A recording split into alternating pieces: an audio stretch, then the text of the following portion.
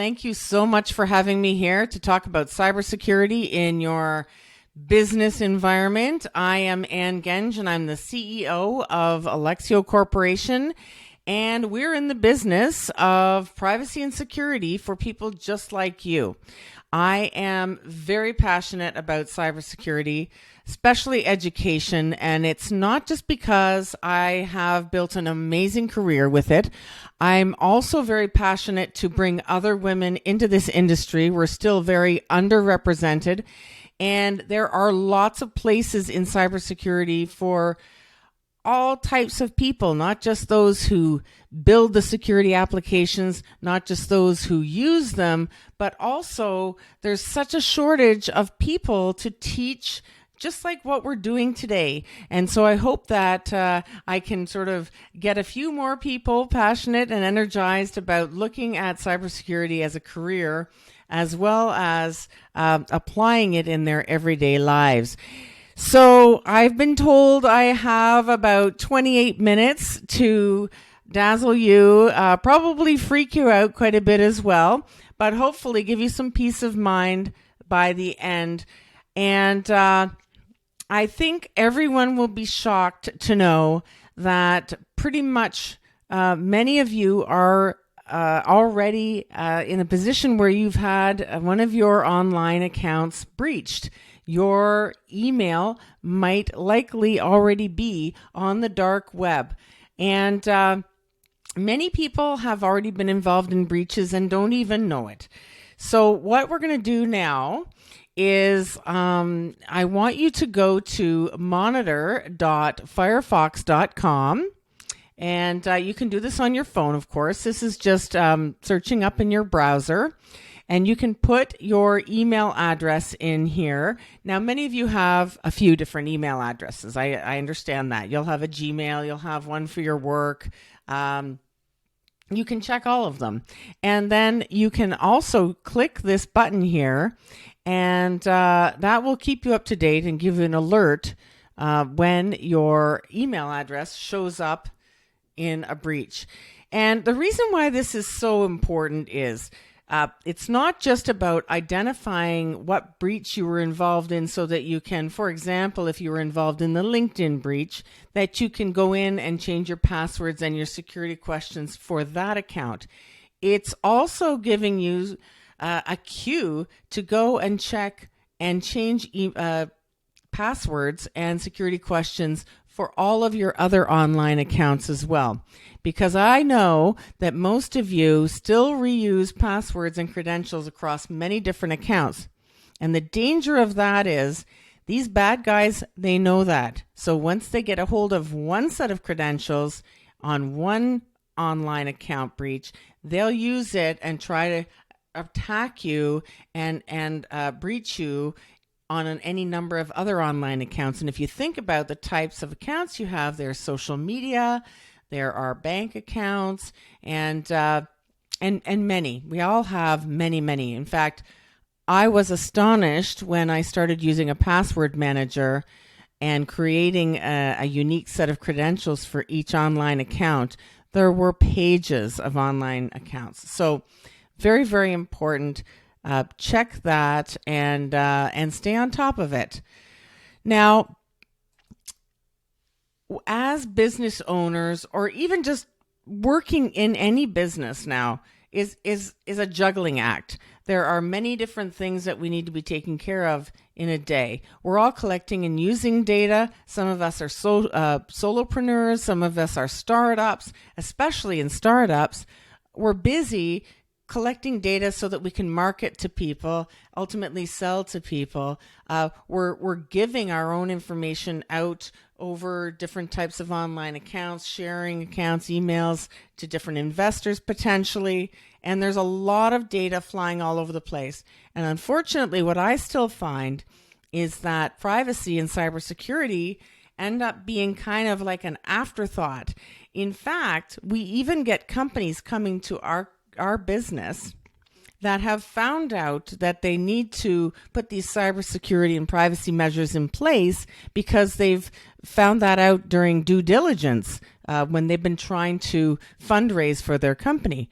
or even worse, their business has been breached and now they have to make sure they have all these things in place. So doing this sort of thing after the fact is never a great idea. But when we think about it, cybersecurity really should be for everyone. It is for everyone. Everyone's working with technology, our families, our kids, our employees. We all are having interactions with online accounts on the internet. And it's not just customer data that we have to be thinking about protecting. Our families all have to have this knowledge and be able to bulletproof themselves as well. We are responsible for employee information that we collect as business owners. And of course, we have a lot of our own personal information, a lot of sensitive financial information on our systems as well. So lots of stuff to protect. And when we collect it, we have to protect it because we don't want to have any of this stuff happen. So if we look at the screen here, it's kind of a scary thing. It's all talking about viruses and breaches and security incidences. And these things happen, and they happen because you're seeing it in the news almost every single day. So we really don't want that to happen. It's very bad for our brand when these types of data theft take place. Downtime is huge. The recovery costs can be huge, and it's very disruptive to our brand and our everyday business. But we also need to understand that we have legal responsibilities, and pretty much all of you will fall under the federal privacy law. Some of you may fall under the provincial healthcare privacy laws. But in any case, we need to at least have a basic understanding as business owners about what our obligations are to protect customer information so that we don't end up having one of those security incidences and then have an investigation by the Information Privacy Commissioner only to find out that we didn't have the right things in place when it comes to protections and policies and so on. So I know it's dry reading.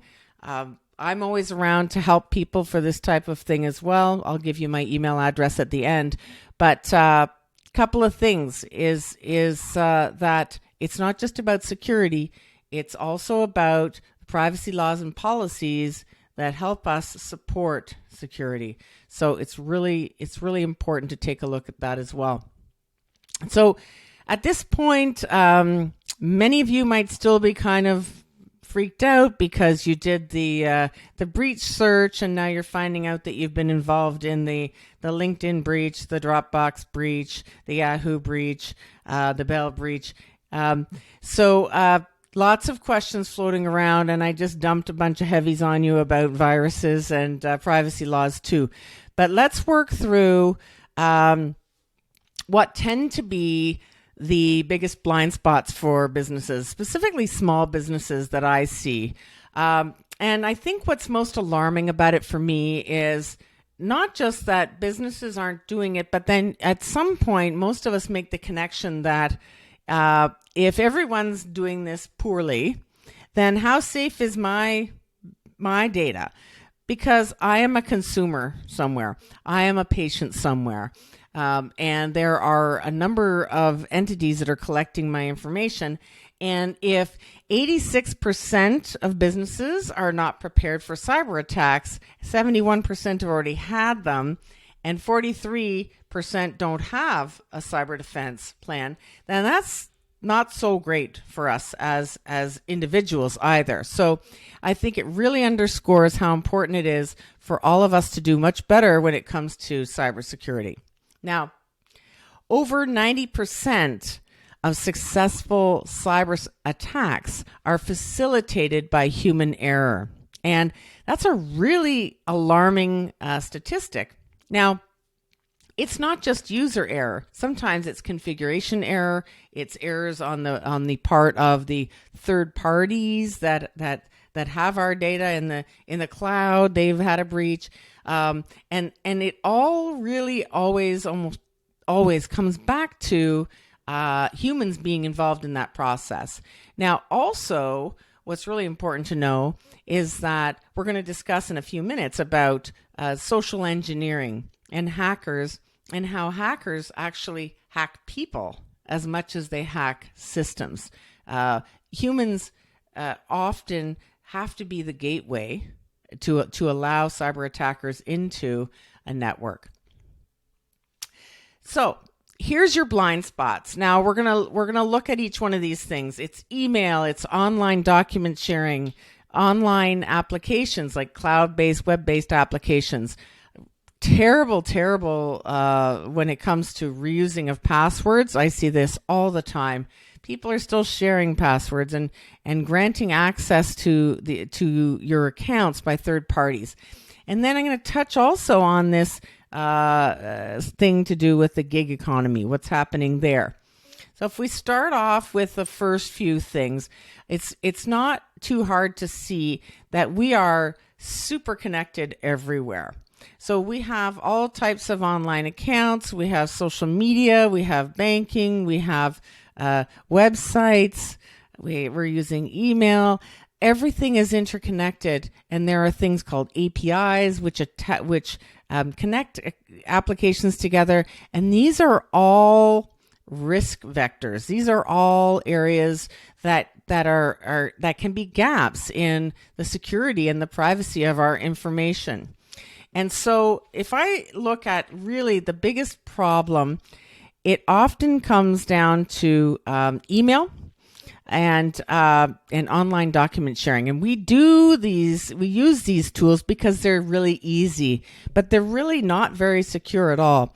In fact, emails really, don't put anything on email that you wouldn't want someone else to see, because if you think about it, it's not just about our own emails getting hacked. Any one of our connections that we've shared something with, if they're hacked, then we're hacked too. And I think that people still don't get it. They'll share credit cards, driver's license numbers, bank account numbers. Really interesting when you look at things like the real estate industry, how they share information kind of willy-nilly back and forth. Even insurance. I went for some insurance last week, and she is asking me to photocopy and send my driver's license by regular email.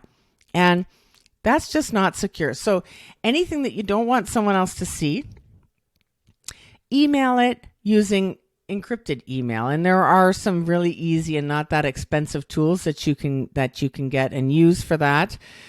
Same thing goes with online document sharing. Again, you need to sort of understand that anything that can be accessed just by a link, or the link could be reshared to someone else without even understanding who's seeing it or controlling the access. It's really unsafe. So what we would like to see people do is using document sharing, and where you can control the access. Sync.com, for example, gives you 5 gigs free. You can create and share documents. It's not only encrypted, but you can control the access and password protected. Not here to do commercials for Sync.com, but it is something that works very well and is much safer than what most of you are doing now. Now, many of you are big fans of writing stuff down, writing your passwords down where everybody can see them.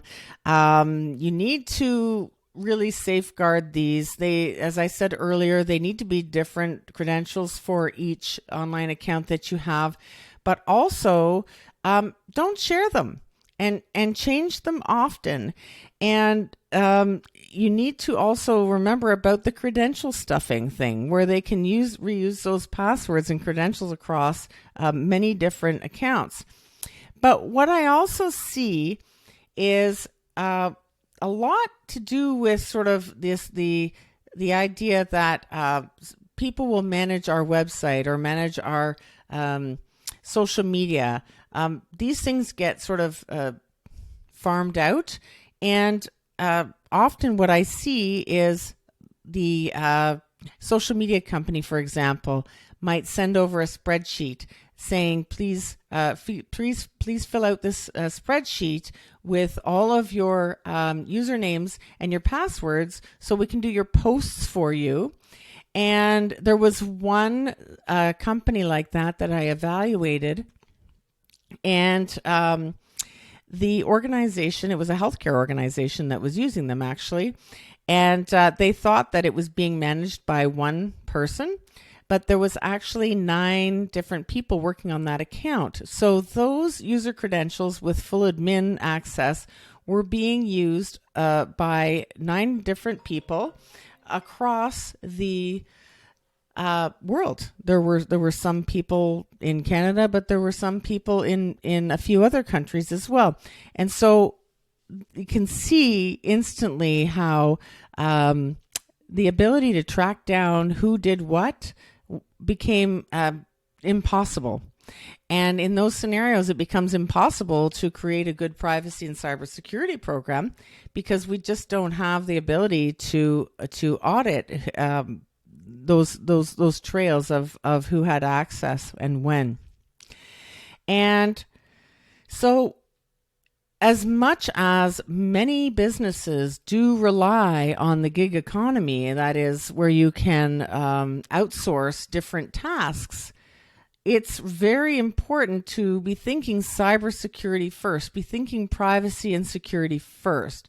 And is there any way possible to have these types of other individuals do this type of work, but without giving over control of your accounts or access to credentials that could be used in a nefarious way? So I don't have a full answer on how to facilitate it, but I think it's worth exploring before we make some choices to share certain types of information across these platforms. Many of you are developing, you're big innovators, you're developing products, applications, intellectual property, and a confidentiality agreement really only goes so far. So I would encourage everyone to really be thinking, even though it's very attractive to do these types of things where we're outsourcing, really try to figure out a way to do it where you always are able to maintain control. Because this is a mind-blowing slide, and I'm sure many of you are still mind-blown over the fact that you just found out that one of your or more of your online accounts were involved in a breach. But sharing is the thing that is creating sort of this big digital headache and putting everybody at huge risk. And so what I'm going to do is I'm just going to focus on one thing that is pretty much the biggest problem. Now, even if you have most of your business running in the cloud, and I just want to remind you that the cloud is just somebody else's computer, but phishing is one of the huge things that you'll see happen to you when either you have gone to a certain website and put your credentials in there and it's been a phishing website, but more than likely when your email has been breached or your email account has been involved in a breach, you become a target for phishing emails. And everybody has seen these by now, the Nigerian prince, or click here because you won an iPad, or your shipment has been delayed, click here to redirect it. There are many, many different examples. And those types of phishing emails are all designed to take advantage of you in some way. They're either there to help the attacker to gain access to something, to steal information, or the most popular thing nowadays, ransomware. And depending on the size of the audience today, there may be a number of you who have already experienced this in your business. But what ransomware is typically comes in through an email, a phishing email. And once you click on it, you'll see a screen like this. And it'll say that your computer is locked. It will tell you how much you have to pay to get it unlocked. It'll say how to do that. And it's usually through Bitcoin or another type of cryptocurrency, which is untraceable. And it's also going to give you a very urgent timeline under which you need to pay, or your data will not be unlocked. So they lock up your data and they hold it for ransom.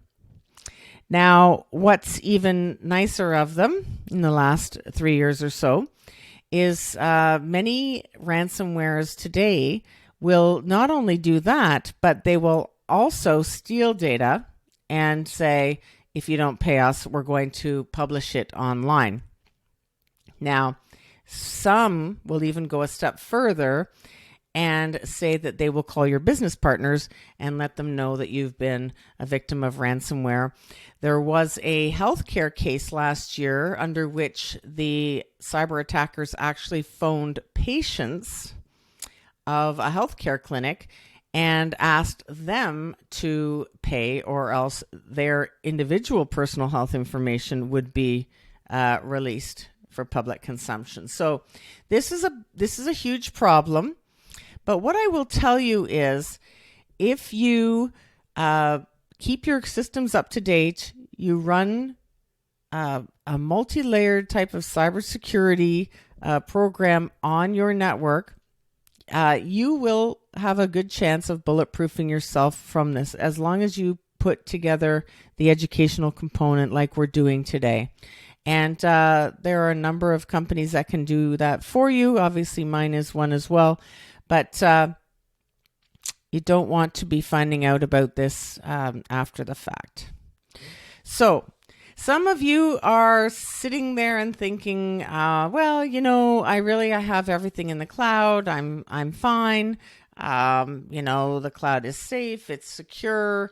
No biggie. But as I said a few minutes ago, the cloud really is just somebody else's computer. In this case, what you're looking at is what's called a data center.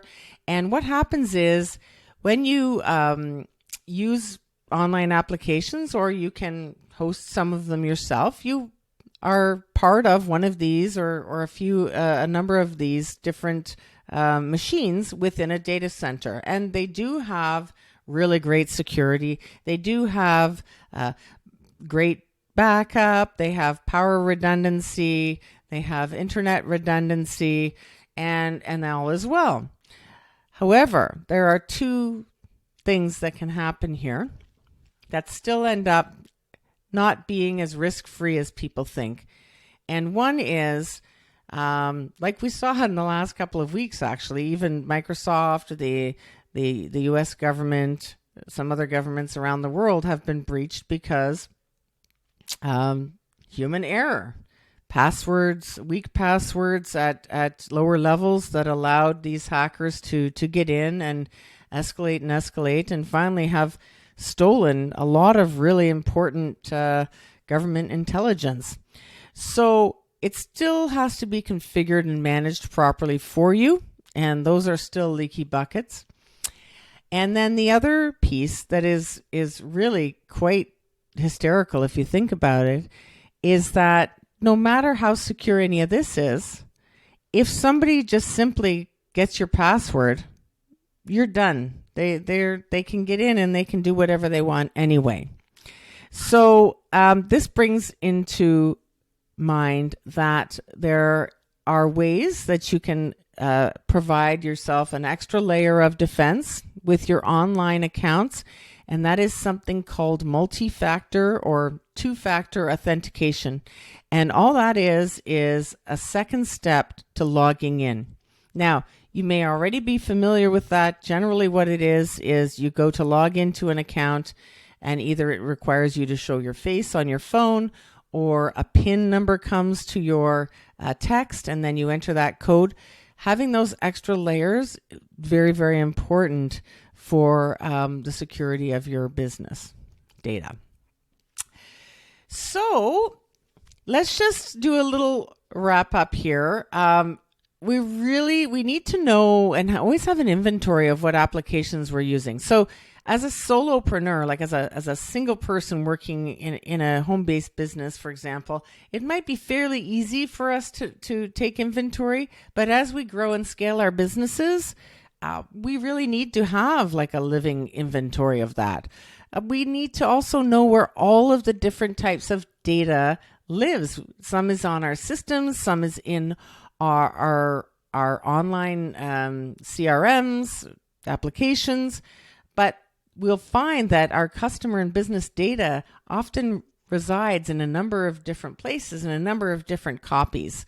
We always want to have a really good handle on where that is and always be reviewing who has access to it, revoking access, having a termination policy so that when we let employees go or they leave, we can make sure that we revoke all of their accesses easily. We need to know how we're going to get back into operation if we have a computer failure or a server failure or a ransomware attack. And then also understanding what are our basic legal responsibilities when we collect, store, and use personal information. It can be very different depending on the industry that you're in. And the expectation is always that you will protect data sort of in line with the sensitivity that it has. So financial data is very sensitive, legal documents, health information, for example. But it's all our responsibility to protect it. So I'm giving you my email address here because I'm sure that I have just created more questions than answers, is usually the case. I want you all to know that I really love being able to have conversations with all of you. Please reach out to me by email. Happy International Women's Day. Keep blazing, everyone.